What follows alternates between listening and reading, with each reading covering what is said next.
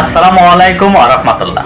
সুধী দর্শক, দেশের প্রধান প্রধান জাতীয় দৈনিক পত্রিকার শিরোনামে স্থান করে নেওয়া গুরুত্বপূর্ণ খবরগুলো নিয়ে হাজির হলাম আপনাদের সামনে। আশা করি সাথেই থাকবেন। গুরুত্বপূর্ণ আলোচিত খবরগুলোর মধ্যে আজ যা যা থাকছে: রামিসা ধর্ষণ হত্যার মামলার রায়, সোহেল স্বপ্নার মৃত্যুদণ্ড, 4 কার্য দিবসেই ঐতিহাসিক এই রায়। কাঙ্ক্ষিত রায় পেয়েছি, দ্রুত কার্যকর চাই, রামিসার বাবার প্রতিক্রিয়া। সব ভুক্তভোগীকে ন্যায় বিচার পাইয়ে দিতে হবে, বিশিষ্ট জনদের অভিমত। নারী শিশু নির্যাতন মামলা দ্রুত নিষ্পত্তিতে হাইকোর্টের বিশেষ ব্রাঞ্চ, রবিবার থেকে বিচার কাজ শুরু হবে বলে জানিয়েছেন অ্যাটর্নি জেনারেল। শিশু রামিসা হত্যার রায় সম্পর্কে প্রধানমন্ত্রী তারেক রহমান বললেন, সরকারের দৃঢ় অঙ্গীকারের প্রতিফলন, অপরাধ দমনে জিরো টলারেন্স। আদালতের পর্যবেক্ষণে বলা হয়, মামলার প্রতিটি পৃষ্ঠা বেদনা, ক্ষোভ, উদ্বেগ ও ন্যায় বিচার প্রত্যাশায় পরিপূর্ণ। বাজেট অধিবেশন শুরু, চলবে 9 জুলাই পর্যন্ত। তোফায়েল আহমেদ সহ সাবেক 16 জন এমপি মন্ত্রী ও রামিসার জন্য সুপ্রস্তাব গৃহীত। ঋণে ভর করে উন্নয়নের স্বপ্ন, বাজেটের বড় বাজি হচ্ছে ঘাটতি। 16 মাসের মধ্যে সর্বোচ্চ মুদ্রাস্ফীতি মে মাসে বেড়ে 9.42% হয়েছে। উচ্চ মুদ্রাস্ফীতির চাপ থেকে মানুষের সুরক্ষা বড় চ্যালেঞ্জ এবারের বাজেটের। বিদ্যুৎ মন্ত্রী বললেন, লোডশেডিং নেই। সংসদ সদস্য রুমিন ফারহানার দাবি, গ্রামাঞ্চলে 10 থেকে 12 ঘন্টা বিদ্যুৎ থাকছে না।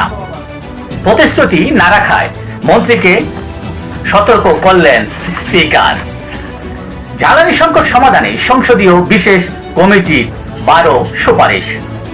করমুক্ত আয়ের সীমা ধাপে ধাপে বাড়বে বলে জানা যায়। আদিন হাসপাতালে ভুক্তভোগী 6 শিশুর পরিবারকে 80 লাখ টাকা করে দেবে হাসপাতাল কর্তৃপক্ষ। 6 দফা দাবিতে সরকারি মেডিকেলের ইন্টার্নিদের অনির্দিষ্টকালের কর্মবিরতি, স্বাস্থ্যসেবা ব্যাহত হওয়ার আশঙ্কা। ডাক্তার MRO এর লোভে সর্বশান্ত রোগী, ঔষধ কোম্পানির আগ্রাসী বিপণনের খেসারত দিচ্ছে অসহায় রোগীরা। মতিঝিলে দিন দুপুরে গুলি করে $17,000 ছিনতাই। দেশের প্রধান প্রধান জাতীয় দৈনিক পত্রিকার শিরোনামে স্থান করে নেওয়া গুরুত্বপূর্ণ আন্তর্জাতিক খবরগুলোর মধ্যে আজ যা যা থাকছে: